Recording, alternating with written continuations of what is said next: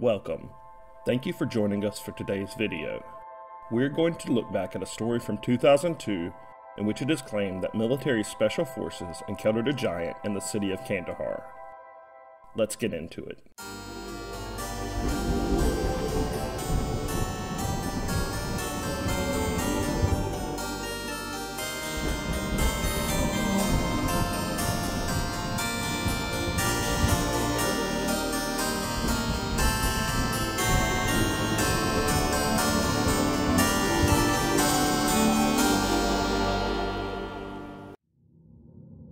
Kandahar is an ancient city located in the country of Afghanistan.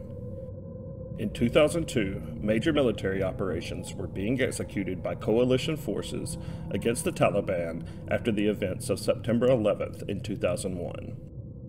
It is reported that these special forces units encountered the 10 to 15 foot giant while searching for a group of troops that failed to return after patrol. Today, we are going to look at these supposed events and the encounter that took place with those men and what they experienced with what is now known as the Giant of Kandahar. First, let's take a quick look to see if there is any historical data to suggest that giant humans have ever roamed the earth. As a matter of fact, there are different accounts of giants littered throughout history, beginning with the Nephilim in the Bible. The 6th chapter of Genesis states, "The Nephilim were on the earth in those days, and also afterward, when the sons of God went to the daughters of humans and had children by them. They were the heroes of old, men of renown." Nephilim here is the word used to describe giant humanoid beings. Many tools have been discovered all over the world that could have only been wielded by giant men. In Wales, hammers have been found that weigh 4 to 5 times the weight of the largest hammers used today, and would for all intents and purposes be impossible to be used by a normal-sized person. Almost every civilization has great tales or legends that speak of giants. And in Romania between 1940 to 1950, archaeologists are said to have found approximately 80 humanoid skeletons that would have had a stature between 13 to 16 feet tall. Also in Romania in 1976, it is said that proof of these giants was unearthed. Geologists were searching for gold when they unearthed what many giant believers today call Gallery 13, which was a crypt of several buried giants that the archaeologists of that time supposedly deemed too shocking and frightening to release to the mainstream public. Now that we have seen that there is at least some historical precedence to entertain the idea of giant humans, let's examine what many have said happened to those soldiers that day. The rumors of the event say that a group of troops had gone missing while patrolling a remote desert location just outside of Kandahar. This is when a United States Special Forces unit was deployed to search for the missing soldiers. The men are said to have been searching in a mountainous part of the desert when they found a trail that led to a large cave opening. Several men who claim to be soldiers in this group have said that there were bones outside the mouth of the cave, as well as various pieces of military equipment. The troops said that they believed that the lost soldiers had been ambushed and killed outside the cave by enemy troops. But according to the story, a giant man sprang from the cave holding a spear. They said that the man had a large red beard, long hair past his shoulders, and an extra finger and toe on both hands and feet.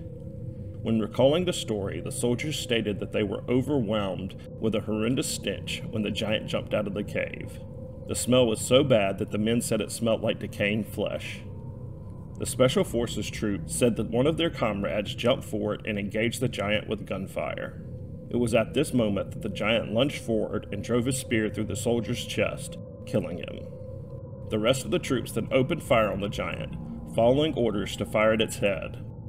The men said that the giant took on the barrage of bullets, barely slowing down, but after approximately half a minute of gunfire, the giant fell to the ground and took his last breath. At this point, the squad leader called into base and a helicopter was sent. Large rope harnesses were said to have been dropped from the chopper, where they loaded the giant and was taken away by helicopter. The men said that the giant was far too big for them to have moved without the aerial support. At this point in the story, the U.S. military is accused of perpetrating a huge cover-up. The men were told by their commanders to never speak of the event, and the documentation of the event was sealed as highly classified. There are many skeptics who claim that this story is ridiculous and that it is simply an urban legend created to either try and prove that the stories of Genesis to be true or simply to spin a good tale.